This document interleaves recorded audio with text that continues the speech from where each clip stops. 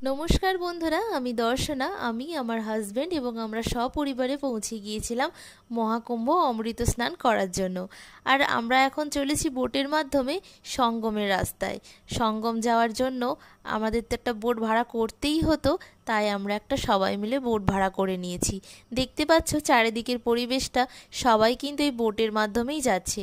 ঘাটের ধারেও কিন্তু স্নান করা যায়, কিন্তু মেন যে সঙ্গমের জায়গা, আমরা কিন্তু সেইখানে গিয়েই স্নানটা কিন্তু সারবো। এই হচ্ছে কথা। যেতে যেতে এত সুন্দর একটা মনোরম পরিবেশের সঙ্গে নিজেরও পরিচয় হয়েছে, ভাবলাম তোমাদের সঙ্গেও একটা ছোট্ট করে একটু আলাপ করিয়ে দিই। চারিদিকে এত সুন্দর এই পাখিগুলোর সঙ্গে দেখা হয়েছিল, যা আমার চোখে আজও ফুটে উঠছে।